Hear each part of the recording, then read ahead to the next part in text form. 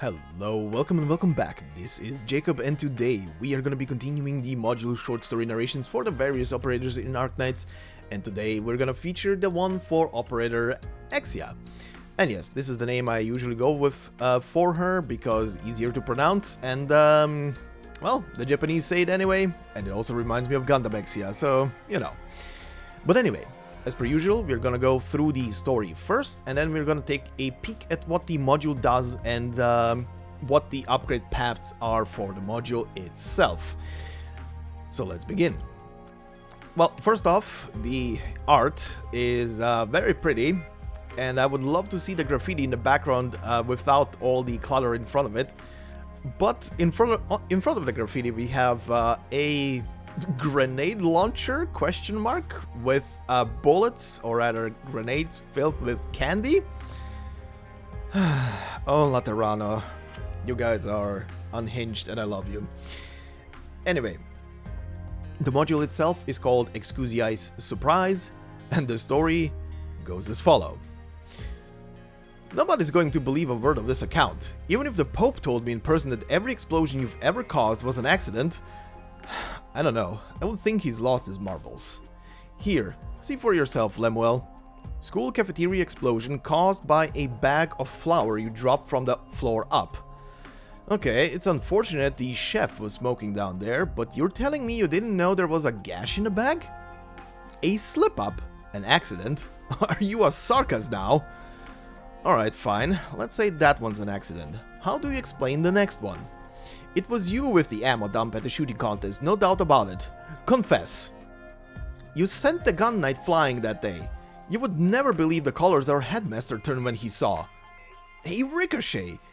Huh, you think that explanation's going to fly with me? No, but the gun knight did fly. Even if your whole clip ricocheted, that wouldn't send an entire ammo dump sky high. Stop smirking, be honest and explain yourself. You managed to hit an ammo carting burden beast, and it started, and it startled and ran back to the dump. You say? That does seem quite accidental, but you absolutely had intent in the classroom one. What flight of fancy drove you to place an explosive below the lectern? Wasn't that your favorite teacher? What? You wanted to give her a nice surprise? Huh, a very nice surprise. The lectern blew up before she even came in. See? Your malice is... what? Expired fireworks? Huh. Judging by appearances, it does seem so... Fine, Lemuel. I'll treat everything here on these records as accidents. But I'm warning you, from now on, I'm the one in charge of this school's disciplinary issues. Don't give me all this rubbish, or I imagine you know full well what the consequences will be. What's this? What did you bring? A present? A model gun? Candy bullets? It seems you know a thing or two about my tastes. Excellent. I hope you'll remain this tactful on a permanent basis. You may go, Miss Lemuel. Are these really candy bullets? Ooh, raspberry, perfect sweetness. The model is amazing as well. It's a shame it probably won't fire. Let's try the trigger and see. Bam!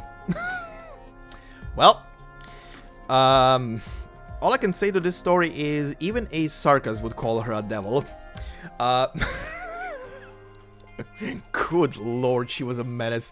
Like, you get a bit already how she is as a person from just the story she's involved in, but oh my god, she was a menace when she was in school. Holy shit. Even for a Laterano, that is or rather, even for a Sancta, that is some insanity. Oh god. Anyway, let's get into what the module does. So, to see first what the module does, let's go over what her traits and talents are on the base form. So, as per usual, considering she's a sniper, her traits, her one and only trait is that she attacks aerial enemies first, aka anything that is flying.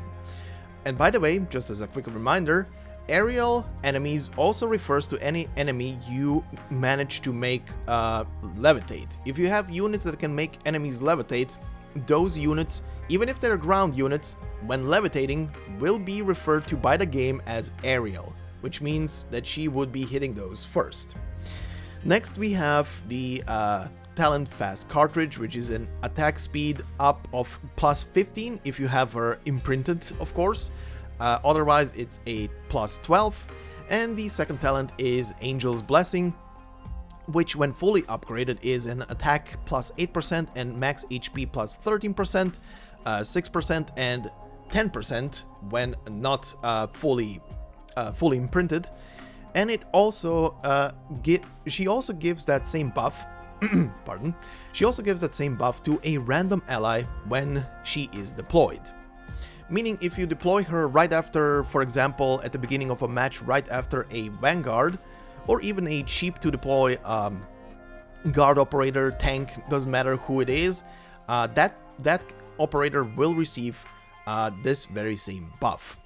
So, what does the module give her? On stage 1, obviously, she gains base stat increases, but she also gains an additional trait, essentially. In her case, she gains a 110 increase to attack when she attacks aerial targets. That is a massive buff by itself. That is basically more than doubling up her attack against anything that is considered a flying enemy.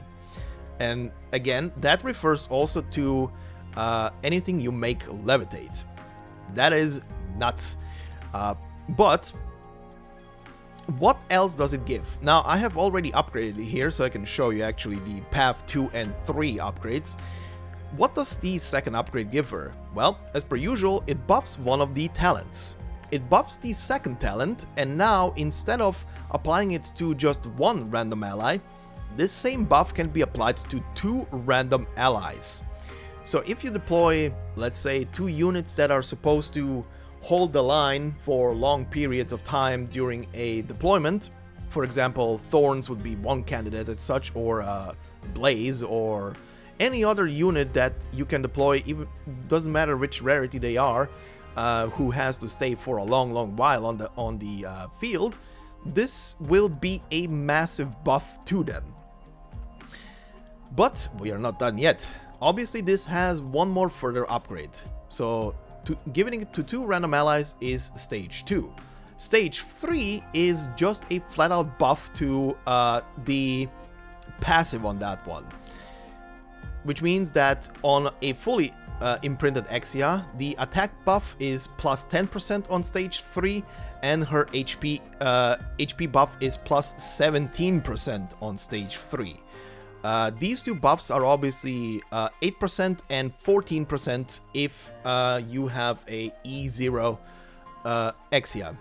Or rather, an Exia that is not fully imprinted. The imprint for these plus 3 plus 2 is coming from the last imprint, so yeah. But anyway, that is again, a nice substantial upgrade.